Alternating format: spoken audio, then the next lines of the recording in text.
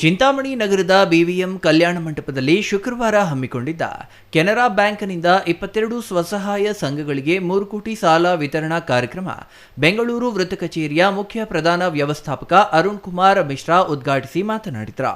Chintamani Canara bank ಶಾಖೆಯಿಂದ 6 ಸಂಘಗಳಿಗೆ 1 ಕೋಟಿ, ಮುರುಗಮಲ್ಲ ಶಾಖೆಯ 3 ಸಂಘಕ್ಕೆ 50 ಲಕ್ಷ, ಕೈವಾರ ಶಾಖೆಯಿಂದ 4 ಸಂಘಕ್ಕೆ 50 ಲಕ್ಷ, ಗಂಜಿಗುಂಟೆ ಶಾಖೆಯಿಂದ 3 ಸಂಘಕ್ಕೆ 30 ಲಕ್ಷ, ಇರಗಂಪಲ್ಲಿ ಶಾಖೆಯಿಂದ 4 ಸಂಘಕ್ಕೆ 50 ಲಕ್ಷ, ಉಲವಾಡಿ ಶಾಖೆಯಿಂದ 2 ಸಂಘಕ್ಕೆ 20 ಲಕ್ಷ ಸೇರಿದಂತೆ ಒಟ್ಟು 22 ಸಂಘಕ್ಕೆ 3 ಕೋಟಿ ಸ್ವಸಹಾಯ ಸಂಘಗಳಿಗೆ ಸಾಲ ವಿತರಣೆ ಮಾಡಲಾಗಿದೆ ಎಂದರು.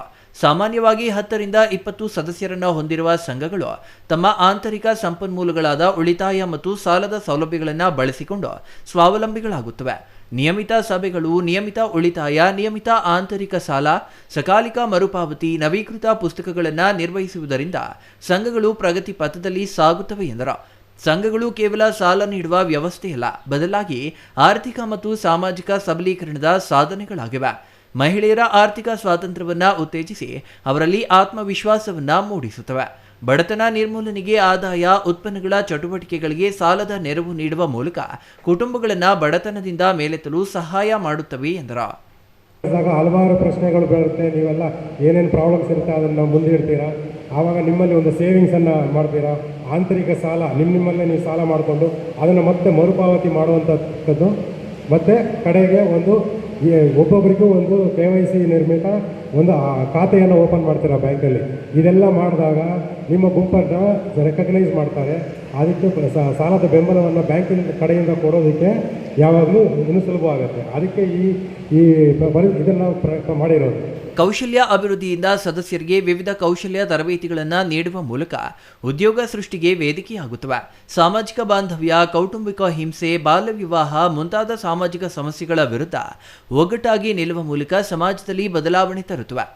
ತುರ್ತು ಪರಿಸ್ಥಿತಿಗಳಲ್ಲಿ ಸಂಪನ್ಮೂಲಗಳನ್ನು ದೃಢೀಕರಿಸುವ ಮೂಲಕ ಸಮುದಾಯದ ಸ್ಥಿತಿಸ್ಥಾಪಕತ್ವವನ್ನು ಹೆಚ್ಚಿಸುತ್ತವೆ ಎಂದರು.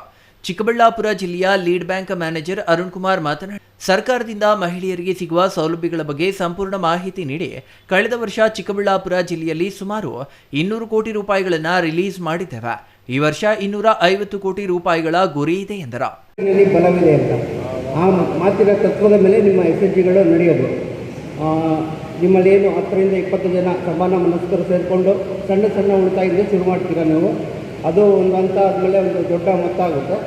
ಅದರಿಂದ ನೀವು ನಿಮ್ಮ ಏನು ಚಟುವಟಿಕೆಗಳೇನಿದೆ, ನಿಮ್ಮ ಆರ್ಥಿಕವಾಗಿ ಇಂಪ್ರೂವ್ಮೆಂಟ್ ಆಗಲಿಕ್ಕೆ ಏನು ಚಟುವಟಿಕೆಗಳಿದೆ ಅದನ್ನು ಉಪಯೋಗಿಸ್ಕೊಂಡು ನೀವು ಮಾಡ್ಕೊಳ್ತಾ ಇದ್ದೀರಾ. ಇದರಲ್ಲಿ ಬ್ಯಾಂಕುಗಳು ಕೂಡ ನಿಮಗೆ ತುಂಬ ನೆರವಾಗ್ತಾ ಇದೆ.